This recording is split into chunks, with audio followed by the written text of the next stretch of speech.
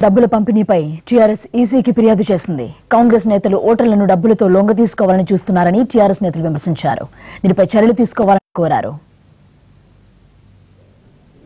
నిన్న మధ్య పార్లమెంట్ అభ్యర్థి కాంగ్రెస్ అభ్యర్థి విశ్వేశ్వర రెడ్డి గారు నిన్న మధ్యాహ్నం 10 లక్షల రూపాయలు పోలీస్ రైడింగ్ లో దొరకటం, దానిలో చేవెళ్ల పార్లమెంటరీ పూర్తి సమాచారం దొరకటం, 16 కోట్ల రూపాయలు ఒక చేవెళ్ల అసెంబ్లీకి ఖర్చు పెట్టాలని రాసి ఉంటాం.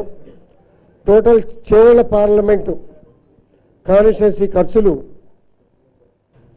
ఎస్టిమేషన్లు వేసి 70 కోట్ల రూపాయల ఖర్చులు చూపించి ఆధారాలతో దొరికినటువంటి విషయాన్ని సభాముఖంగా మీకు తెలియజేస్తున్నా.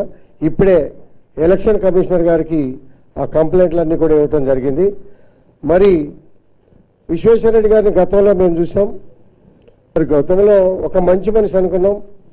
800 కోట్ల రూపాయలు డిక్లేర్ చేసి పార్లమెంట్ ఎలక్షన్లో ఎంత దుబారాగా ఖర్చు పెట్టి ప్రజాస్వామ్యాన్ని అపశయం చేసే విధంగా ప్రవర్తించిన తీరు ఈరోజు పరిస్థితులు కనపడతా ఉన్నాయి.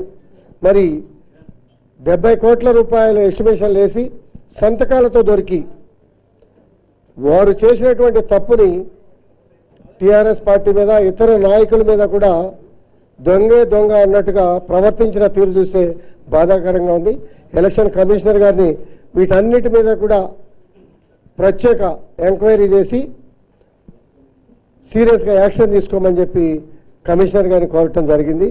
దీని మీద కమిషనర్ గారు కూడా ఇమీడియట్గా పోలీస్ కమిషనర్ గారికి, డీజీపీ గారికి ఆదేశాలు ఇచ్చి తక్షణం చర్యలు తీసుకుంటామని చెప్పి చెప్పడం కూడా జరిగింది. 10 కోట్ల రూపాయలు దానిలో దొరికినట్టుగా కూడా 10 లక్షల రూపాయలు దొరికినట్టుగా కూడా పోలీస్ డిపార్ట్మెంటు వాళ్ళ మనుషులు కూడా ఒప్పుకున్నారు. అలాగే 16 కోట్ల రూపాయలు చేవెళ్ల అసెంబ్లీకి ఖర్చు పెట్టాలని చెప్పి దానిలో రాసున్నాయి. అలాగే టోటల్ 70 కోట్ల రూపాయలు చేవెళ్ల పార్లమెంట్కి అవుతుందని ఎస్టిమేషన్ చేసి ఇచ్చినవన్నీ కూడా టిక్కు పెట్టి, ఇచ్చినవన్నీ కూడా ఇంటూ మార్క్ పెట్టి, ఇవ్వాల్సినవన్నీ కూడా రైట్ పెట్టి, అలాగే విత్ సంతకాలతో కూడా పేపర్లు దొరకటం జరిగింది. ఆ పేపర్లన్నిటి కూడా కమిషనర్ గారిని సబ్మిట్ చేశాం. మీకు కూడా మీడియా ద్వారా వచ్చినటువంటి పేపర్లన్నింటినీ కూడా మీకు కూడా ఒక కాపీ సెట్ ఇస్తున్నాం.